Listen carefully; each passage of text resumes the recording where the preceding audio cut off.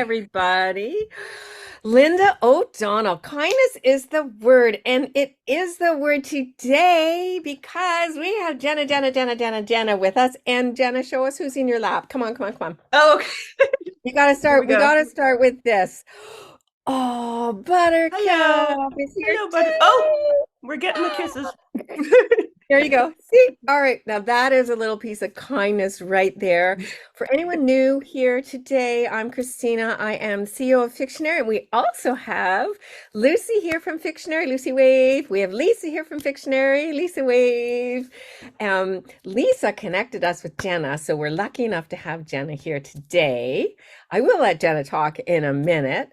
So everyone knows our community is about kindness. That's our most important value. It's how we all move forward together and help each other. So I'm super excited to introduce Jenna. So Jenna is the author of Savior's Champion Trilogy. Oh, she's never shirt. Very cool. So I'm going to read Jenna's bio right out of her book because it's very cool. So Jenna is a Silicon Valley native and YouTube sensation, dominating the AuthorTube community with her straightforward and hilarious writing channel, which, yes, I've seen it. It is hilarious. A lifelong storyteller, Jenna specializes in crafting thrilling adventures with heaping doses of bloodshed and romance. When she's not writing or tubing, Jenna enjoys angry music, potent wine, and laughing until her face hurts with her goofball fiance. And we forgot to mention kisses from the dog. Yeah, exactly. So this book, I just want to talk about a little bit before we get into talking with Jenna. It's got some really amazing things in it. So it's a trilogy, and it starts with a prologue. So Jenna does some amazing things with this prologue. And I know there's always this thing to prologue or not to prologue. Well, here, first thing Jenna did that's really smart is she calls her prologue the beginning. Okay, so you think, now I just have to read that because it's the beginning. You don't get hung up on the word prologue. It's such a simple thing to do, but really works. The second thing, it's a short prologue. It has 3 point of view characters in it. And the reason this works, the point of view characters show you very quickly who's the who's the protagonist, the antagonist, and the story world. And so you get this boom before you even starts. Then it switches to full control over point of view to Tobias, who's the protagonist for the book. And then it follows beautiful structure. And I'm just going to say one structural thing, and then we'll move on. And it is the moment that Tobias accepts his story goal. So we're at plot point 1. Is he also, so he has to get through this labyrinth, and up until this point, so he's been put in this thing, he's got to survive, but he's sort of half-assed. He's doing it, but he really believes he's going to die. And then there's this moment where not only does his opinion change, he saves somebody else. And so it's the start of building his team that's going to be his support team with him, that it changes the whole dynamics. And so now we love Tobias because only one is going to survive this thing, as far as he knows. And so now he's helped somebody else survive. And so it's a moment of true sacrifice for him. And then the story just goes, and it's super, super action. So if anyone's looking for good stuff to read, there it is. I will post the links on the side. All right. So that is my intro. Usually it's much longer than I normally intro. So Jenna, I just want to start and talk about first, what motivated you to write this series, and how many books do you intend to have in this series? It'll be at least 4 books. I know how the 4th book ends, and it kind of has a little dangly bit that I could continue the series. But I kind of try and I don't hold myself to okay, it has to be 8 books or something like that. So I know for sure it'll be at least 4, but it'll probably be more books. What motivated me to write it? I got the idea listening to music. I get most of my book ideas either listening to music or from weird dreams. And honestly, it was just like an idea that was really, really stuck in my head. And it was, a lot of the books that I write, it's sort of like what I'm looking for out of fiction but can't find. And so this is a fantasy romance novel, and a lot of fantasy romance novels that I read, that they're missing elements that I prefer, you know, or there are certain trends that like a lot of people like, but I'm not as into. And so I was like, well, I'm not finding the book that I want to read, so I'm just going to create it. And that's kind of how The Savior's Champion was born. It was very much a passion project, and this is what I want to read. Like, this is what I'm looking for. Perfect. Which, you have to spend a lot of time writing your book, so you should love to read that genre, of course, too. Exactly. So Exactly. can you talk about your genre a little bit and what you see what's in that genre? Sure. So it is technically a dark fantasy romance. And so there's dark fantasy with a romantic subplot, and then there's, dark fantasy romance, and then there's like romantic dark fantasy. There are all these different, genre pairings. Right. It's very, very confusing. But how I like to differentiate a book that is, like a fantasy romance or a historical romance versus fantasy with a romantic subplot is what would happen if you removed the romance entirely. So if you remove the romance from The Savior's Champion, it becomes a totally different story, because ultimately the story starts off as Tobias entering this tournament and he thinks he's going to die, but by a third of the way through the book, his goals are totally different. And now the whole point of the book is not only does he want to escape and survive the tournament, but he's trying to bring his girlfriend with him. So if you remove that element, it just becomes a totally different story. It's essentially like a gladiator story. Whereas other books, for example, one of my close friends wrote a book called Ashes, and it's about a woman who has to brave this scary forest in order to scatter her brother's ashes. She falls in love with her guide along the way. If you were to remove that element, the story would be a little less interesting, in my opinion, but the story could still be told. The guide and her could just be friends, and the story would, still be able to continue. So that's kind of what differentiates like a fantasy romance from a fantasy with a romantic subplot is if you take away the romance, could you still tell the same story? If that isn't clear enough, I like to put it as like a fantasy romance is a romance that's told in a fantasy setting. So this is the story of Tobias and Layla falling in love in a fantastical gladiatorial tournament.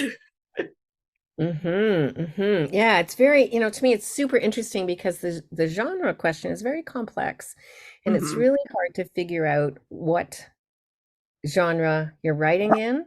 And then it's also, I think, with readers, they bring different background to it. And so one reader may find it's more romance than fantasy, and another may find it's more fantasy than romance because that's what Mm-hmm. they focus on when they read.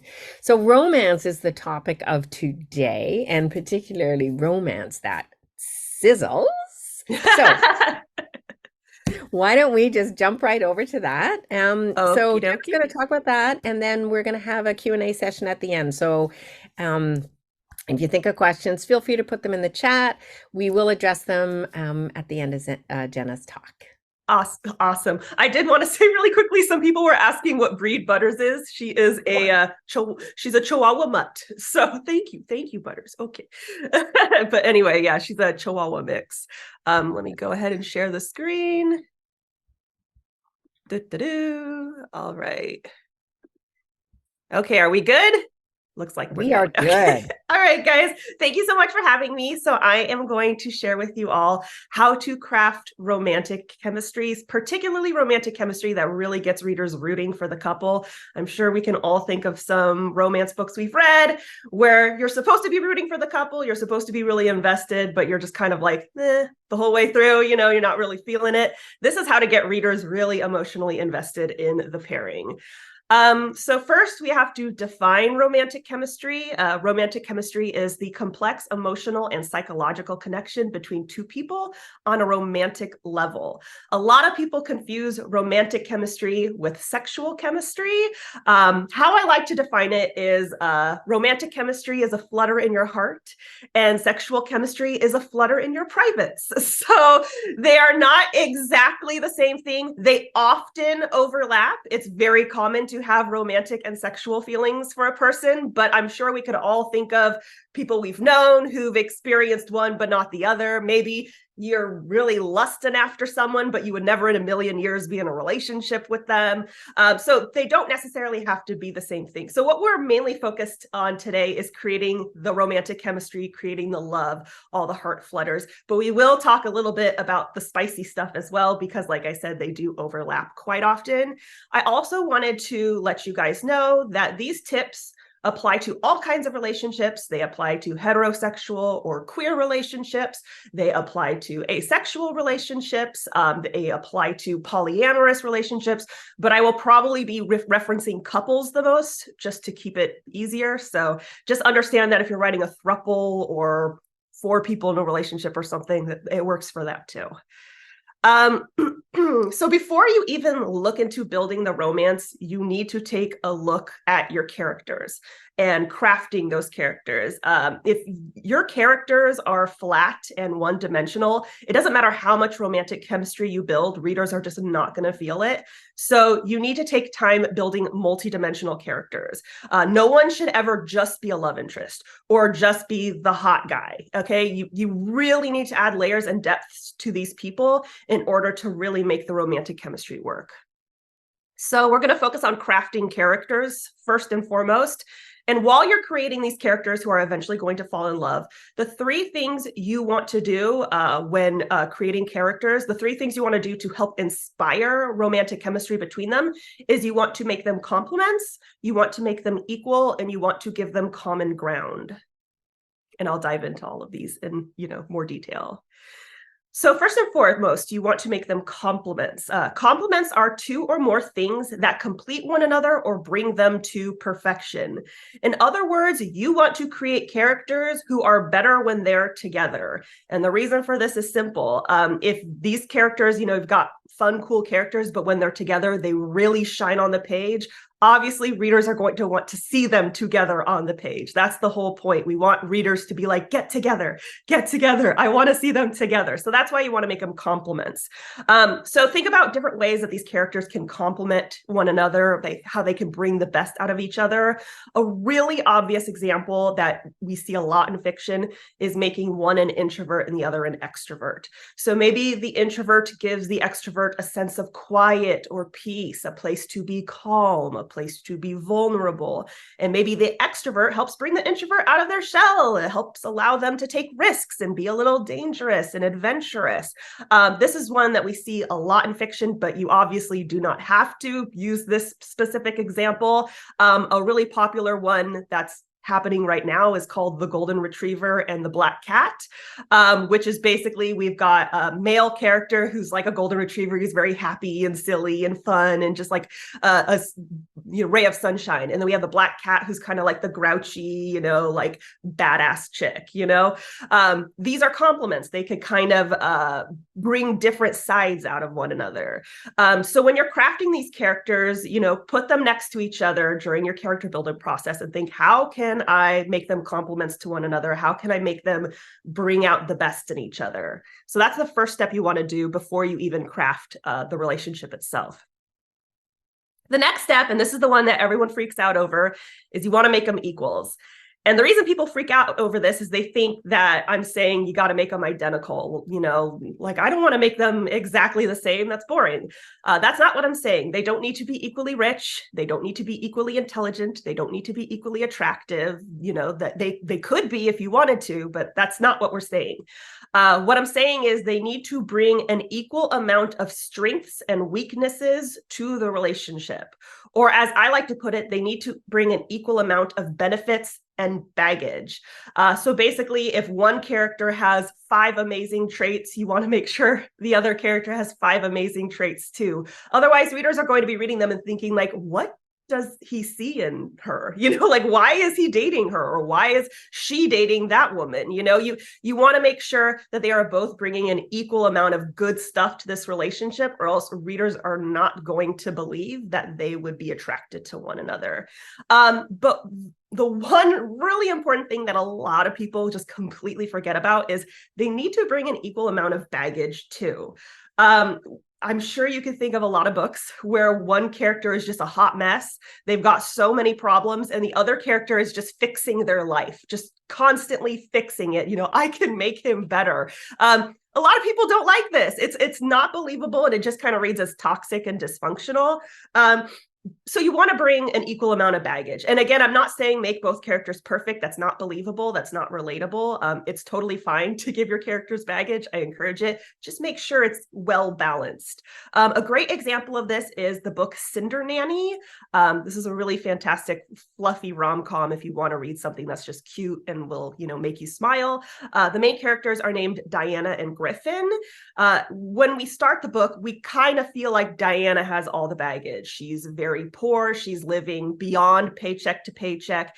Her mother is a convicted con artist. She has this terrible reputation because of it. And so you might go into the story thinking, oh crap, like Diana has a ton of baggage, especially when we look at Griffin, who is filthy rich and a royal. He literally is part of the royal family. However, as we dive deeper, we learn that Griffin's basically has the grandmother from hell. She's absolutely terrible. She is completely controlling his life and what he can and cannot do. And he has a ton of family drama and is essentially at risk of being disinherited. So even though these characters are obviously wildly different, they live extremely different lives, they bring an equal amount of baggage to the relationship. The baggage for both of them is extreme family drama.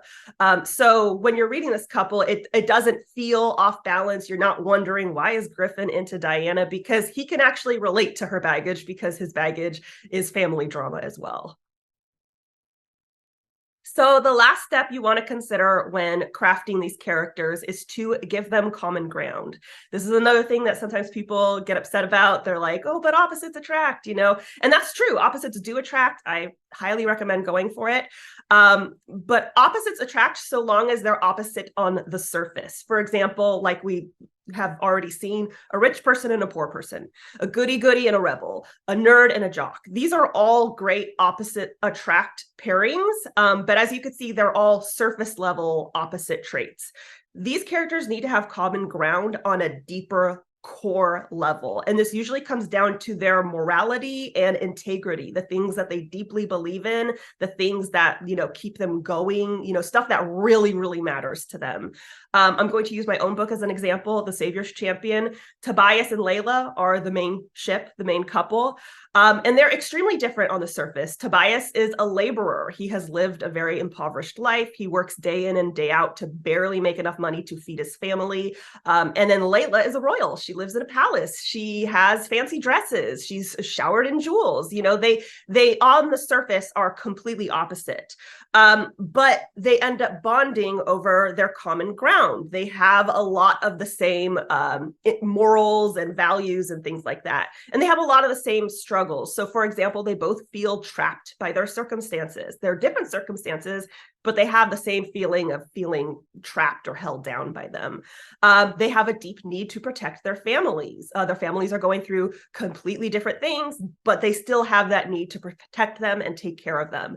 And they hate corruption. They have a strong sense of justice. They want things to be morally right in a world where things are completely the opposite of that. So this is how they establish common ground. This is how they bond and get to know one another. And it makes readers root for the relationship even more because we can see that they have the same morals and values. Okay, so now that we have crafted the characters, it's time to craft the chemistry and the relationship. And there are different events that need to occur within the novel in order to make readers be like, yes, okay, kiss, I want them together. And these things that you need to craft are friendship, respect, vulnerability, trust, and intimacy. Now, you could have each of these events occur in different moments. You can overlap them or combine them. It's very common to create a vulnerable moment that leads to intimacy or a vulnerable moment that creates trust. Some of these can be overlapped. The point is they all need to happen if you want readers really devouring that relationship. So first off is friendship. Even if you're writing enemies to lovers or rivals to lovers, eventually the couple needs to become friends. Now, I'm sure you can think of examples in the real world or in books where there isn't any friendship first. It's just all very passionate and romantic, but they never really seem to like each other that way. That's not as interesting to read. It's not as fun. And so obviously you could go that route, but readers are just not going to enjoy it quite as much. So if you want to craft a really good romance, there needs to be some level of friendship. There needs to be some evidence that they actually like each other as people. And this is where dialogue really matters. Okay. We're talking about flirting. We're talking about banter. We're talking about the teasing, the back and forth, all that silly stuff. Readers eat that crap up. Okay. They love it, especially the banter. So if dialogue is your weak suit, this is when you want to brush up on it, because this is what readers crave. And obviously, what friendship establishes is that the characters actually like each other. And I know that seems like such a basic thing, like, well, obviously they like each other, they're sucking face. But there's a big difference, like I said at the beginning, between being attracted to someone and liking them as a person. Sometimes writers skip that step. You want to show that they actually like each other as people if you want to get readers really invested in the relationship and make it feel like the relationship has depth as opposed to just being purely lust.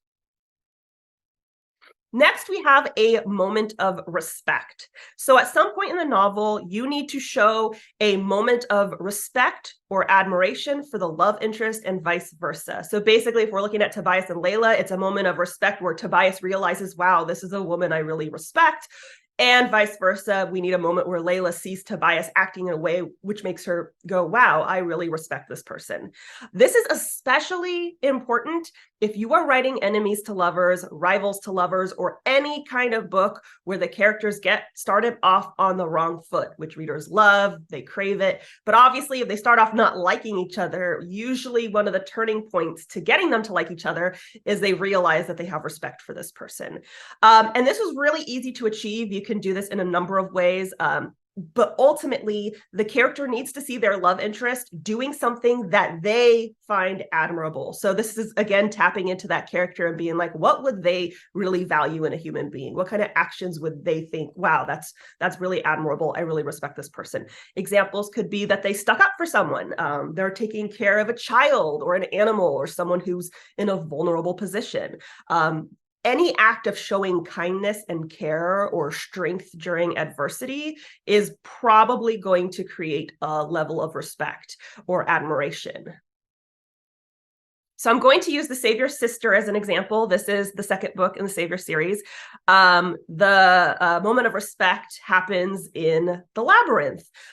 We discussed this briefly beforehand, but Tobias is in this deadly competition. He's competing against 19 other men, and to his knowledge, only one man is going to survive. And in the middle of their quest for the day, a guy gets shot with an arrow, and it looks like he's just going to die in the labyrinth. And Tobias has this moment of, he feels very, morally, distraught over it. And he decides to save the guy and bring him into the sanctuary so he can, be healed and taken care of.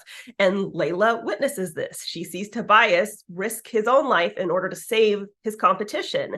And for Layla, this is when the respect is established, because her life is 100% not this way. She is used to betrayal. She is used to blackmail, corruption, people just doing each other dirty. So when she sees this guy risk his life for someone who not only is, in a vulnerable state, but this is a guy he's competing against, she has a lot of respect for him because he did something that's completely out of character from everything else that she's used to. The reason the moment of respect is really helpful for the story is because it makes it a lot easier for readers to root for the characters. And also if, like in the situation, Layla is feeling respect for Tobias, likely the reader is as well. They're witnessing it and thinking, oh, wow, I have a lot of respect for this guy. And obviously that's something that you want readers to feel if they're going to be enjoying the story. Okay. So next we have the moment of vulnerability. This is probably my favorite, and it's one of the most important. And it's one of the options that can overlap a lot of moments really easily. Basically, you need your characters to bond over something vulnerable, uncomfortable, or scary. We need to see the characters really kind of peel back the layers and expose their mushy, gushy, soft center, so to speak. Usually this happens through a conversation, and the characters admit or reveal something that they're not proud of. It could be a dark secret, it could be a family shame, it could be a personal insecurity. And they're basically revealing this, whether it was intentional or not. Somehow this information comes out, and the love interest needs to obviously react in a way that is supportive and understanding and kind. And this establishes that the love interest is a safe space for them, and vice versa. This establishes that, hey, I can be vulnerable, I can peel back the layers, and this person's going to have my back and they're not going to judge me. This is something that readers absolutely devour. It's like I said, it's my favorite point on this list, because this is the moment that readers will be like screaming into their book, like, oh my gosh, just kiss, you know. We like to see these characters be vulnerable together. We like to see them establish this safe space together. That's kind of what makes the romance so mushy gushy and wonderful. So next we have the moment of trust. I like to call it the save a life moment. And that's another thing that people hear and they're like, okay, I'm not writing that kind of book. Just give me a second. I promise it'll make sense. But basically, you need a moment in the book where the character saves their love interest and vice versa, figuratively or literally.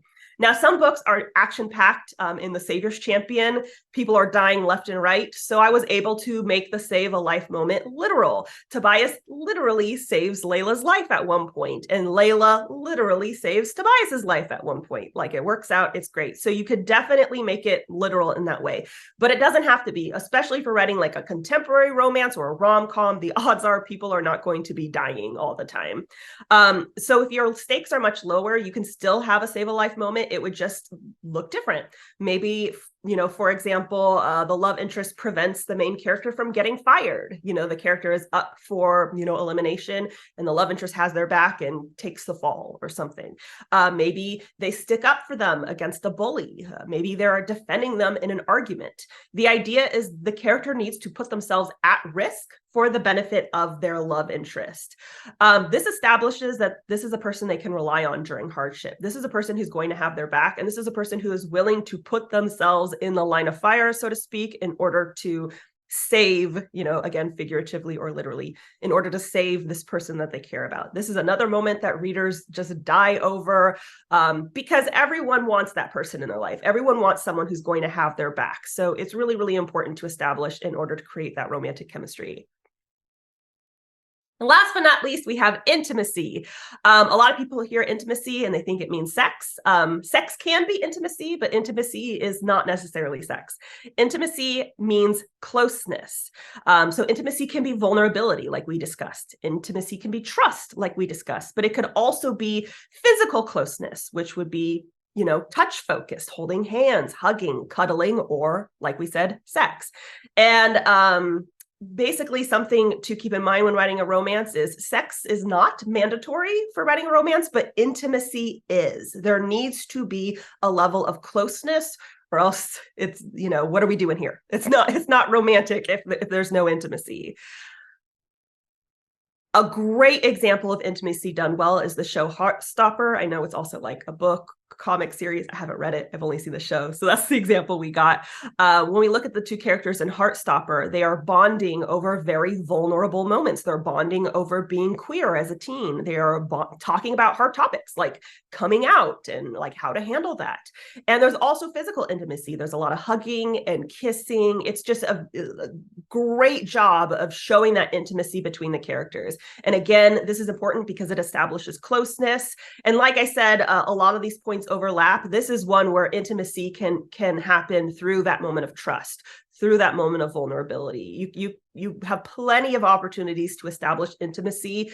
And I say take advantage of all those opportunities, because this is extremely important when crafting romantic chemistry. So now that we've covered the romantic chemistry itself, we're going to focus on the sexy stuff. Again, romance doesn't have to include sex, but you certainly can if you want to. All the tips I am about to give are in regard to any kind of physical intimacy. Okay, so anything touch related. This could be a hand brushing against one another. It could be hand holding, hugging, cuddling, kissing, fondling, sex, all displays of physical touch affection. So what we're talking about, it can apply to any of these things, whatever you feel comfortable writing in your story. So ultimately, the number one piece of advice when writing any kind of physical intimacy is to dangle the carrot. You want the readers looking at that carrot, which is the physical intimacy, and being like, I want it, like I finally, come on, kiss, or come on, finally touch. You want them rooting for it to happen. And there are a couple of ways to achieve this. First and foremost, you want to build the anticipation.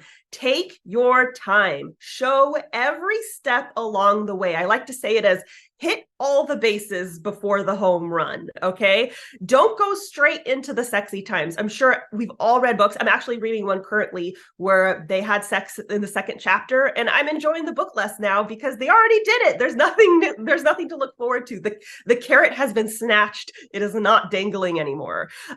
So pretty much what you want to do is, depending on where you want to go, some books are filled with smut. That's fantastic. Some books end with a first kiss. That's also fantastic. So depending on where you want to end in terms of physical intimacy, show every single step along the way. So progress from, at first they just have eye contact. Then eventually their hands brush against each other. Then at some point they're holding hands. At some point they are holding each other. Maybe that progresses to kissing. Maybe if you want to go further, that progresses to fondling. And then eventually they have the big bang.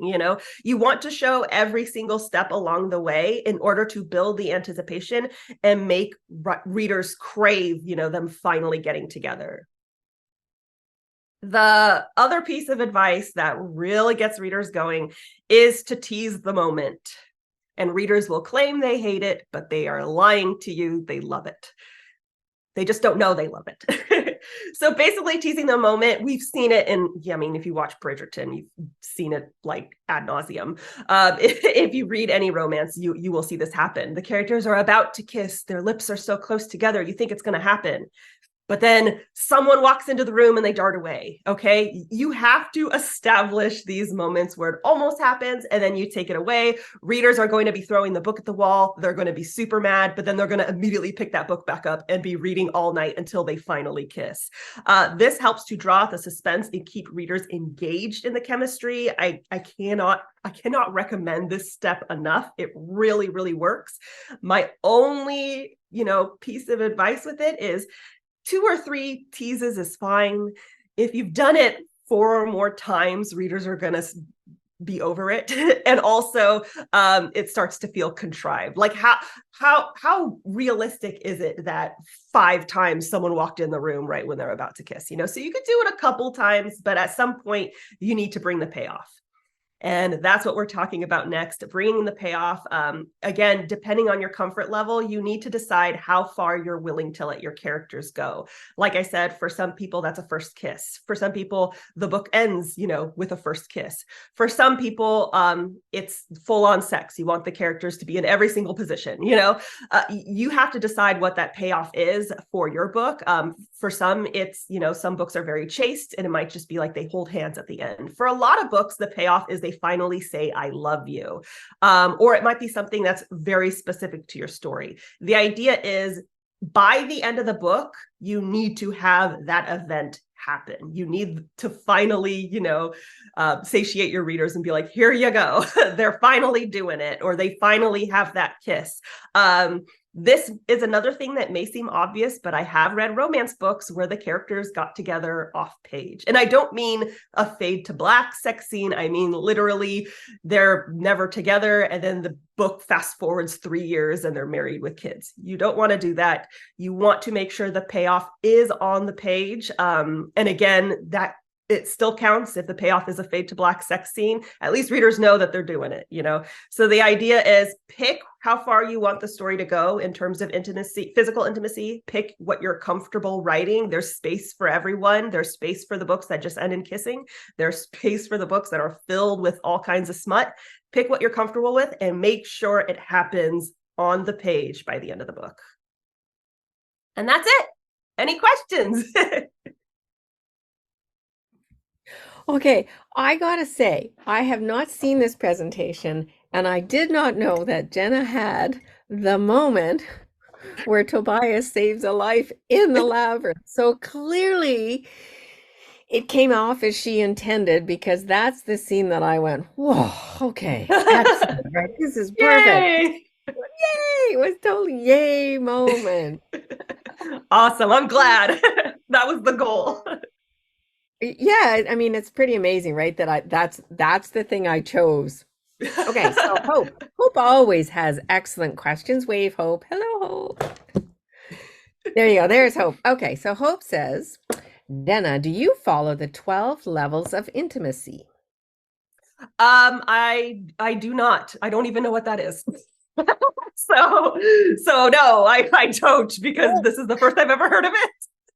Honestly, most of what I've learned about crafting romantic chemistry has been, I'm on the autism spectrum, and storytelling has been my special interest since I was 6 years old. So I've just been, since I was a child, studying, stories, paying attention to what works and what doesn't. I was the person who I would watch a movie and tell you, like within the first, 20 minutes, tell you exactly how the movie's going to end. No one likes to watch movies with me because of that, because I always know how they will end. I can predict lines before they happen because I've just studied storytelling so much that, it just happens that way. And that's kind of how romance has always been my favorite. So I would study the romance between, characters and see what works and what doesn't. So that's basically where I got all these tips from, is just constantly absorbing all this information and then regurgitating it into my own work. Yeah, so let's talk about the romance element in Savior's Champion. Mm-hmm. There's also a lot of violence, Just a right? little. No, I'm kidding. Yeah, there's Okay, a there's a ton of little violence. bit of violence, spoiler alert, there's some violence in here. It's a labyrinth where everybody's trying to kill each other. There's that. But, and really scary stuff happens in this place. It's not, you don't want to Yes. be in a labyrinth. No. So how did you, when you were writing it, intermix? Like how did you go through your process of deciding, okay, this action scene has happened, and then a Mm-hmm. nice softer scene, and then, right? Because it's nicely balanced. I'm curious how you Thank did that. you. I like to call it the roller coaster method. Whenever I'm writing any chapter, I try to make sure the emotion evoked at the beginning of the story or at the beginning of the chapter is completely different by the end. So if the chapter opens with stabby stab, blood spraying, then I want the chapter to end with anything that's the opposite of that. It could just be relief, relaxation. It could be something romantic, just a very opposite feeling. So I call it the roller coaster method because if we start on a high, I want it to go to a low, or if we start on a low, I want it to go to a high. And I think of that in terms of pacing. If it starts fast, I want it to end slow. If it starts slow, I want it to end fast. And I think about that in terms of emotion. So that's how I was able to balance everything out. I outline very thoroughly, and I would look at my outline and be like, okay, there's too much action here. We need to punctuate it with something soft. And, then Layla would show up and they would have a soft moment. And then it's back to the killing, So I feel like that keeps the pace more interesting and engaging, and it prevents readers from getting bored or exhausted from reading the work. Well, and it is a very action-packed story, right? So Yeah. it's what you said there is quite interesting. So there's the sanctuary they get to at the end, or they don't if they die, but assuming the Right. they get to the sanctuary and they get that moment of, okay, they're safe for a little bit of time, and they don't know how much time either. So there's always this time clock ticking. So do you have a strategy for like how many action scenes in a row you can have before the reader's exhausted and you gotta pull back a little bit and have Layla come in and it's all For me, it's like it's easier to tell when you have it spread out on the outline, especially because I color code. So I would look like, for me, violence is red, obviously, and then Layla is purple. And so I would look at my outline and be like, "There's too much red." If I see too much red in a row, I try to make sure that the colors are equally dispersed and kind of spread out all over the place.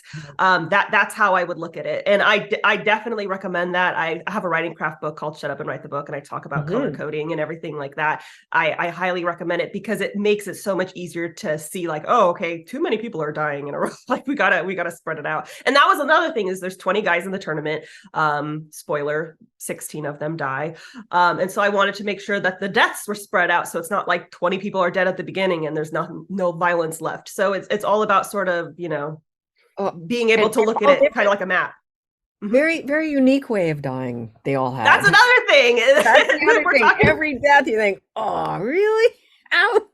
So people would always ask me, like, what do you think, if you had to choose which way to go, which way would you go? I'm like, well, I don't know, because a lot of them sound awful, but I don't want any of them. None of them right. that came up in that crazy mind of yours. None. I don't want any. Yeah.